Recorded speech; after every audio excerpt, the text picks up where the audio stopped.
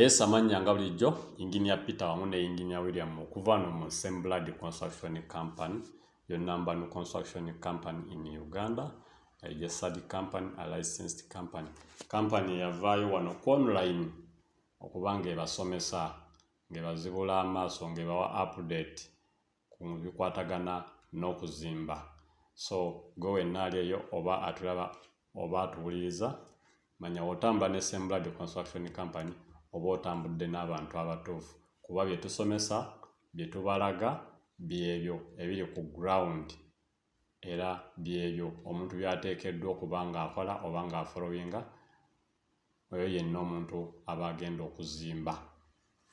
So osobola ku inbox na ku namba yaffe eyo n'ogikubako oba n'osendeka ka message ku WhatsApp oba sekyo n'ojja ku offices zaffe kwatusangibwa Kajansi off Ntebe Road kilometers nga 2 oba otuukako ku offices zaffe netubanga tukuwa service.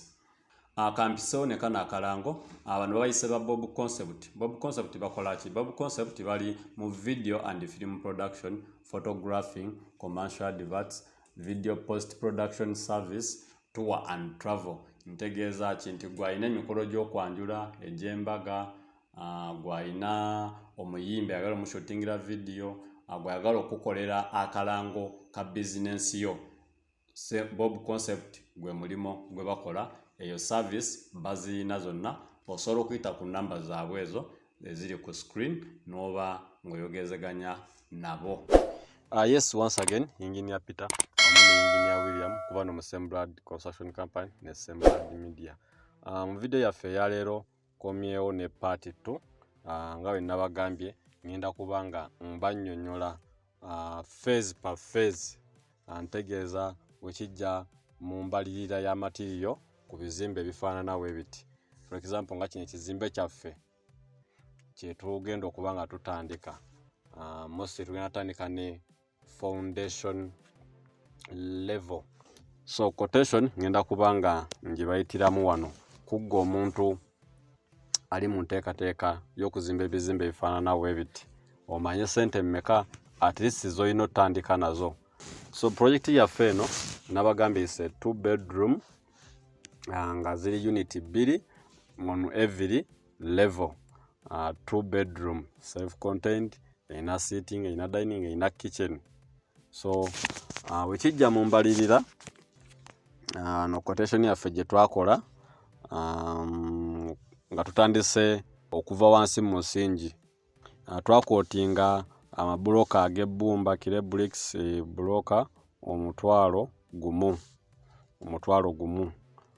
according ku kifo kyaffe kyetugenda ozimbamu wekifaanana. Seminti tololo seminti sem2 netubala baga 2 sand rera tusino tracks T16 15 T12 10 pieces je twabalaawo. Amayinja obutono sino track 2 hardcore steel 8 forwards ring wire R8 50 pieces binding wire 25 kg nails 20 kg ekivera 2 rolls timber oba embaawo pieces 10 poles pieces nkaaga hoop irons rolls 10 BRC 2 rolls stone dust forward 2 malam 10 forwards. Ezo ye material gwe twetaaga mu quantity. Keeping the factor waliyo tools ezo sezitaddeeko naye nga waliyo tools nazo ziba zirina okubeerawo bwe tuba tutandika site.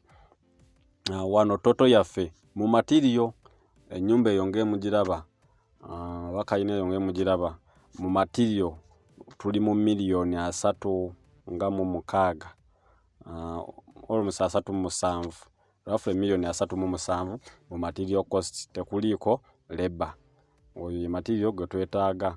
Mu foundation ntegeeza mu musingi ze sente ze twetaaga okugula material gwe tuba tugenda okukozesa. Sente ezo wezikoma kitegeeza okuva wansi musingi paka ku foundation slab ngere mujja okulaba nga tubisetinze oba nga tutandise okukola. Ezo sente weziba zikoma okugula material. Era wano nkipinze factors nti ebya plan byonna byaggwa approval, kati tuzze ku site okukola. Material gwe twetaaga yabeera oyo ku level eneesooka. Waliyo endala eddako eya okuva ku foundation paka ku slab eyeesooka ya ground floor. Ngenda kuba njibatera mu video 3. Tugenda kuba tukwata project eno step by step. So at the end of the day ojja kuwanga onotinga down naawe olabe sente mmeka ze tukenda okubanga twetaaga waze tuba tukozeseza kweyo level. Ewala tujja kubeera tuli mu field already nga tutandise omulimo guno ngera material mumulaba gwe tuba tukozeseza.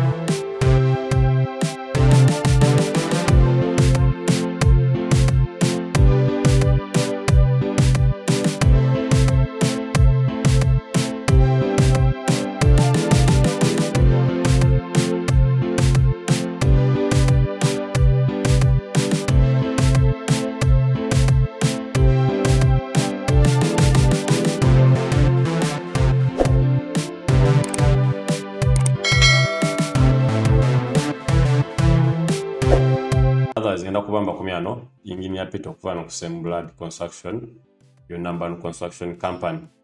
Mbagala nnyo. See you next time. Bye bye.